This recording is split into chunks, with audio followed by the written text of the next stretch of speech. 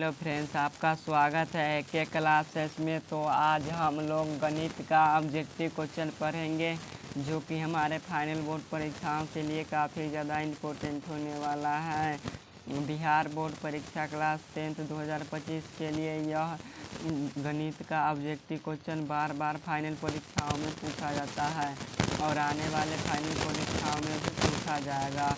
10 most VVI objective question पढ़ेंगे, जो कि हमारे फाइनल बोर्ड परीक्षाओं में बार बार पूछा जाता है। तो चलिए आज का क्लास स्टार्ट करते हैं। और आपसे एक छोटा सा रिक्वेस्ट है, अगर चैनल पर नए आए हैं तो चैनल को सब्सक्राइब और वीडियो को प्लीज़ ज़रूर लाइक कर लीजिएगा, ताकि आपके पास नोटिफिकेशन पहुंचता रहे और आप अपनी तैयारी अच्छे तरीके से करते रहें। और आपके जानकारी के लिए बता दूं, 19/11/2024 से लेकर 22/11/2024 तक आपका सेंटअप एग्ज़ाम होने वाला है, जो कि सेंटअप परीक्षा आपके लिए काफ़ी ज़्यादा इम्पोर्टेंट है और आप लोग ज़रूर इसे दीजिएगा। क्योंकि किसी कारणवश कोई भी विद्यार्थी सेंटअप परीक्षा नहीं देते हैं तो कुछ प्रॉब्लम ऐसी हो सकती है, जो कि उनके एडमिट कार्ड या फाइनल बोर्ड परीक्षाओं में प्रॉब्लम कुछ हो सकता है। तो इसलिए सेंटअप एग्ज़ाम देना ज़रूरी है। और सभी विद्यार्थी और स्कूल कॉलेज से में जाकर पता कर लें और स्कूल कॉलेज में ज़रूर जाइएगा, सेंटअप एग्ज़ाम ज़रूर दीजिएगा। और कितना विद्यार्थी को यह पता चल रहा है, यूट्यूब पर फेक वीडियो बनाकर बताया जा रहा है कि हमारे फाइनल बोर्ड परीक्षाओं में 60 ऑब्जेक्टिव क्वेश्चन आएगा, जो कि बिल्कुल गलत है। हमारे फाइनल बोर्ड परीक्षाओं में 100 ऑब्जेक्टिव क्वेश्चन आएगा, 60 ऑब्जेक्टिव क्वेश्चन नहीं आएगा। अगर आपको विश्वास नहीं होता है तो आप सभी विद्यार्थी सेंटअप परीक्षा दीजिएगा, जिसमें अगर 60 ऑब्जेक्टिव क्वेश्चन आया तो हमारे फाइनल बोर्ड परीक्षाओं में भी 60 ऑब्जेक्टिव क्वेश्चन आएगा। अगर सेंटअप एग्ज़ाम में 100 ऑब्जेक्टिव क्वेश्चन आया तो हमारे फाइनल बोर्ड परीक्षाओं में भी 100 ऑब्जेक्टिव क्वेश्चन आएगा। तो आप लोग एक्सपीरियंस के साथ रहिए और अपनी तैयारी अच्छे से करिए, निश्चिंत होकर करिए। 60 और 100 ऑब्जेक्टिव के चक्कर में नहीं पड़िए, क्योंकि हमारे फाइनल बोर्ड परीक्षाओं में 100 ऑब्जेक्टिव क्वेश्चन आएगा। तो चलिए आज का क्लास स्टार्ट करते हैं और एक्सपीरियंस के साथ रहिएगा और सभी क्वेश्चन आपको 100% समझ में आएगा। और गणित का यह ऑब्जेक्टिव क्वेश्चन काफ़ी ज़्यादा इम्पोर्टेंट होने वाला है। तो चलिए पहला क्वेश्चन देखते हैं। और पहला क्वेश्चन है, निम्नलिखित में से कौन अभाज्य संख्या है। हमें बताना है निम्नलिखित में से कौन अभाज्य संख्या है। तो अभाज्य संख्या किसे बोलते हैं, तो वैसी संख्या जो खुद से कटे और एक से कटे उसे अभाज्य संख्या बोला जाता है। और भाज्य संख्या किसे बोलते हैं, तो वैसी संख्या जो 2 से पूरी कट जाए उसे भाज्य संख्या बोला जाता है। तो चलिए देखते हैं इनमें से कौन सी संख्या नहीं करता है। तो 8 हमारा 2 से भी करता है, 4 से भी करता है, इसलिए यह भाज्य संख्या होगा। 9 हमारा 3 से कट जाता है, इसलिए यह भाज्य संख्या होगा। 15 हमारा 3 से भी और 5 से भी करता है, इसलिए यह भाज्य संख्या होगा। परंतु 11 किसी संख्या से करता है नहीं करता है, इसलिए यह अभाज्य संख्या होगा। 1 का राइट आंसर सी होगा 11। चलिए क्वेश्चन नंबर अगला देखते हैं। अगला नंबर क्वेश्चन है 2 नंबर, निम्न में से कौन अपरिमेय संख्या नहीं है। निम्न में से कौन अपरिमेय संख्या नहीं है, हमें बताना है अपरिमेय संख्या नहीं है। तो अपरिमेय संख्या किसे कहते हैं, तो वैसी संख्या जो रूट में रह जाए, जिसका वर्गमूल नहीं निकले, तो वह अपरिमेय संख्या हो जाता है। कई बार एग्जाम में पूछा गया है पाई कैसी संख्या है, तो पाई हमारा कैसी संख्या है, तो पाई हमारा अपरिमेय संख्या होता है। और जिसका वर्गमूल निकल जाए तो वह अपरिमेय संख्या होता है, और जिसका वर्गमूल नहीं निकले वह संख्या रूट में रह जाए वह अपरिमेय संख्या कहलाता है। और परिमेय संख्या किसे कहते हैं, तो वैसी संख्या जिसे PYQ के रूप में लिखा जा सकता है उसे परिमेय संख्या कहते हैं। किसे, वैसी संख्या जिसे PYQ के रूप में लिखा जा सकता है उसे परिमेय संख्या बोला जाता है। तो चलिए देखते हैं इसमें से कौन अपरिमेय संख्या है, कौन नहीं परिमेय संख्या है। तो रूट अंदर 11 का वर्गमूल निकलता है, नहीं निकलता है, यह रूट में रह गया। तो यह कैसी संख्या हुआ? तो यह अपरिमेय संख्या हुआ। रूट 15 का वर्गमूल निकलता है, नहीं निकलता है, तो ये भी अपरिमेय संख्या हुआ। रूट 5 का वर्गमूल निकलता है, नहीं निकलता है, तो ये भी अपरिमेय संख्या हुआ। अगर हमसे पूछता रूट 7 भी रूट से बाहर नहीं निकलता और इसका भी वर्गमूल नहीं होता है, तो इसलिए भी वो भी अपरिमेय संख्या होता है। और रूट अंदर 9 का वर्गमूल कितना निकलता है? तो 3 निकलता है। अगर आपका वर्गमूल नहीं याद है तो प्लीज़ ज़रूर याद कर लीजिएगा। और रूट 16 का वर्गमूल कितना निकलता है? तो 4 निकलता है। यही देखो, यही बाहर निकल गया, 3 गुने 4 हो गया, यानी 4 से 12। तो 12 हमारा कैसी संख्या है? तो 12 कोई 1/12 लिख सकते हैं, आराम से लिख सकते हैं। तो यह परिमेय संख्या हो गया। तो यही वाला ऑप्शन सही है।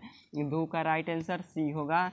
रूट 9 गुने रूट 16 का वर्गमूल निकल जाता है, इसलिए यही अपरिमेय संख्या होगा। बाकी सब अपरिमेय संख्या है। चलिए क्वेश्चन नंबर अगला देखते हैं। 3 नंबर क्वेश्चन है।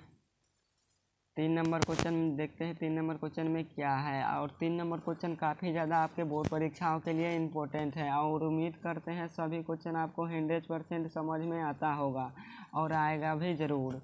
चलिए देखते हैं 3 नंबर क्वेश्चन। 3 नंबर क्वेश्चन है, 2 परिमेय संख्याओं के बीच अधिकतम कितनी परिमेय संख्या हो सकती है? 2 परिमेय संख्याओं के बीच अधिकतम कितनी परिमेय संख्या हो सकती है? तो 2 परिमेय संख्या ले लेते हैं, पहला 2 और दूसरा 3 ले लेते हैं। अगर हम लोग लिखेंगे 1.2 पर रेकरिंग, इसका मतलब क्या होता है? 1.222 डैश डैश, यह रिपीट करेगा और यह अनंत तक जाएगा। तो यह अनंत तक जाएगा, तो 2 परिमेय संख्याओं के बीच अधिकतम कितनी परिमेय संख्या हो सकती है? तो अनंत परिमेय संख्या हो सकती है। 3 का राइट आंसर डी होगा, अनंत परिमेय संख्या हो सकती है। चलिए क्वेश्चन नंबर अगला देखते हैं। 4 नंबर क्वेश्चन है। 4 नंबर क्वेश्चन है, 400 के अभाज्य गुणनखंड में 2 का घात होगा। 400 के अभाज्य गुणनखंड में 2 का अधिकतम घात कितना होगा? तो हमसे पूछा है 2 का अधिकतम घात 400 के अभाज्य गुणनखंड में। तो 400 के अभाज्य गुणनखंड करेंगे, 2 से लगाएंगे, 200 बार में कटेगा, फिर 2 से लगाएंगे, यह 100 बार में कटेगा, फिर लगाएंगे, 2 से लगाएंगे, यह 50 बार में कटेगा, और 50 को किससे लगाएंगे? 2 से लगाएंगे, तो यह 25 बार में कटेगा। और 2 कितना बार आया था? 2 1 बार आया, 2 बार आया, 3 बार आया, 4 बार आया। तो 2 और 25 को फिर लगाएंगे, 4 बार 2 आया था, और 25 फिर किससे कटेगा? तो 25 5 से कटेगा, 25 किससे कटेगा? तो 5 से कटेगा, 25 कट गया यह। तो 2 कितना बार आया था? तो 2 4 बार आया था, तो 2 के पावर 4 लिखेंगे। और 5 कितना बार आया था? तो 5 2 बार आया था, तो 5 के पावर 2 लिखेंगे। कितना लिखेंगे? 5 के पावर 2 लिखेंगे। जो ऊपर वाला होता है ना, वही उसका घात होता है। जो पावर में रहता है वही उसका घात होता है। तो हमसे पूछा है 2 का अधिकतम घात, तो 2 के पावर कितना है? 4 है, तो इसका अधिकतम घात कितना होगा? 4 होगा। तो 4 का राइट आंसर क्या होगा? डी होगा, 4। और हमसे पूछता अगर 5 के यहाँ पे 5 का अधिकतम घात कितना होगा? तो 5 का अधिक पावर कितना है? 2 है, तो 5 का अधिकतम घात 2 होता। चलिए क्वेश्चन नंबर अगला देखते हैं। अगला नंबर क्वेश्चन है 5 नंबर क्वेश्चन है। 5 नंबर क्वेश्चन में है 17/170 का दशमलव प्रसार क्या होगा? 17/170 का दशमलव प्रसार क्या होगा? तो 17/100 दशमलव प्रसार, पहले इन्हें कटाएंगे तो 17 एकम 17, 17 दहिया 110, 170 होगा। 17 दहिया कितना होगा? 170 होगा। तो 1 यह 10 आएगा, और 1/10 आएगा, तो ऊपर वाला को हम लोग क्या बोलते हैं? तो ऊपर वाला को हम लोग अंश बोलते हैं, और नीचे वाले को हर बोलते हैं। क्या बोलते हैं? नीचे वाले के हर बोलते हैं। तो जिसके हर के गुणनखंड में 2 और 5 आए, क्या 2 और 5 आए, या 2 5 का गुणनफल आए, तो वह कैसा क्या कहलाता है? तो वह शांत कहलाता है। गौर से सुनिएगा, जिसके हर के गुणनखंड में 2 और 5 आए, या 2 5 का गुणनखंड आए, तो यह क्या कहलाता है? गुणनफल आए, तो यह क्या कहलाता है? यह शांत कहलाता है। तो चलिए 1/10 के हर 10 को हर के गुणनखंड करते हैं तो गुणनखंड करने पर किसका आया, 2 से लगाएंगे, 2 पंचे 10। तो हम क्या बोले थे, जिसके हर के गुणनखंड में 2 और 5 आए तो वह शांत कहलाता है, या 2 5 का गुणनखंड आए यानी गुणनफल आए तो वह शांत कहलाता है। तो 5 का राइट आंसर क्या होगा, ए होगा, शांत कहलाएगा। और अगर किसी कारणवश जो भी संख्या हर के गुणनखंड में 2 आ जाए, 3 आ जाए, 5 आ जाए, 4 आ जाए, 6 आ जाए तो वह क्या कहलाएगा, वह अशांत कहलाएगा। वो क्या कहलाएगा, अशांत कहलाएगा। चलिए क्वेश्चन नंबर अगला देखते हैं। अगला नंबर क्वेश्चन है, एक रैखिक बहुपद का घात होगा। एक रैखिक बहुपद का घात होगा तो एक रैखिक बहुपद का घात 1 होता है। 6 का राइट आंसर बी होगा 1। अगर हमसे पूछता द्विघात बहुपद का घात होगा तो 2 होता। अगर हमसे पूछता त्रिघात बहुपद का घात होगा तो 3 होता। चलिए क्वेश्चन नंबर अगला देखते हैं। 7 नंबर क्वेश्चन है, साइन 90 माइनस थीटा बराबर क्या होगा। Sine 90 minus theta equal to क्या होगा, तो साइन चेंज होता है किसमें, कॉस में। साइन किस में बदलता है तो कॉस में चेंज होता है। और 90 माइनस थीटा किस में चेंज होता है, तो यह थीटा में चेंज होता है। तो कॉस थीटा किस ऑप्शन में है, तो सी वाला ऑप्शन में है। 7 का राइट आंसर सी होगा, कॉस थीटा। चलिए क्वेश्चन नंबर अगला देखते हैं। अगला नंबर क्वेश्चन है, 9 सेक स्क्वायर ए माइनस 9 टेन स्क्वायर ए का मान होगा। 9 सेक स्क्वायर ए माइनस 9 टेन स्क्वायर ए का मान कितना होगा, तो 9 होगा। 8 का राइट आंसर बी होगा। चलिए क्वेश्चन नंबर अगला देखते हैं। अगला नंबर क्वेश्चन है 9 नंबर क्वेश्चन है, एक्स स्क्वायर माइनस 5 के शून्यक होगा।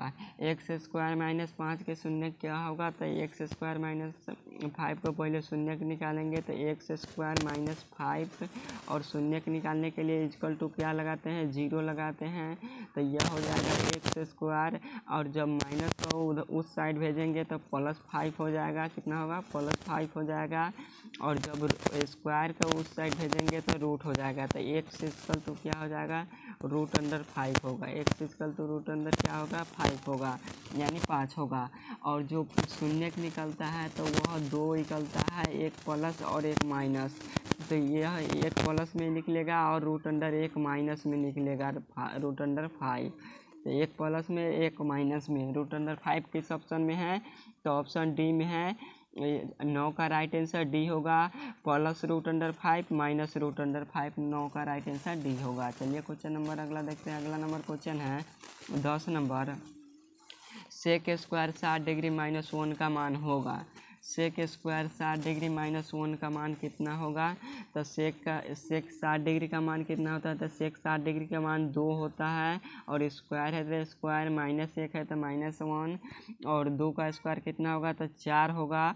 और माइनस 1 है तो माइनस 1। 4 में से 1 घटा तो कितना बचा, तो 3 बचा। 3 किस ऑप्शन में है, तो बी वाले ऑप्शन में है। 10 का राइट आंसर बी होगा। चलिए क्वेश्चन नंबर अगला देखते हैं। अगला नंबर क्वेश्चन है 11 नंबर क्वेश्चन है, tan 45 डिग्री का मान होगा। tan 45 डिग्री का मान कितना होगा, तो tan 45 डिग्री का मान 1 होता है। 11 का राइट आंसर ए होगा, 1। और आज का क्लास यहीं पर समाप्त करते हैं, फिर मिलेंगे नेक्स्ट क्लास में। और चैनल पर नया आए हैं तो चैनल को सब्सक्राइब और वीडियो को प्लीज़ ज़रूर लाइक कर लीजिएगा, ताकि आपके पास नोटिफिकेशन पहुंचता रहे। और आप सेंटअप परीक्षा ज़रूर दीजिएगा, क्योंकि आपके लिए काफ़ी ज़्यादा इम्पोर्टेंट है सेंटअप एग्ज़ाम देना। अगर सेंटअप परीक्षाओं में 60 ऑब्जेक्टिव क्वेश्चन आया तो हमारे फाइनल बोर्ड परीक्षाओं में भी 60 ऑब्जेक्टिव क्वेश्चन आएगा। अगर सेंटअप एग्ज़ाम में 100 ऑब्जेक्टिव क्वेश्चन आया तो हमारे फाइनल बोर्ड परीक्षाओं में भी 100 ऑब्जेक्टिव क्वेश्चन आएगा। तो आप लोग निश्चिंत से पढ़िए, निफिक्र से, और टेंशन नहीं लीजिए। तो आज का क्लास यहीं पर एंड कर दे, फिर मिलेंगे नेक्स्ट क्लास में। ओके बाय, धन्यवाद।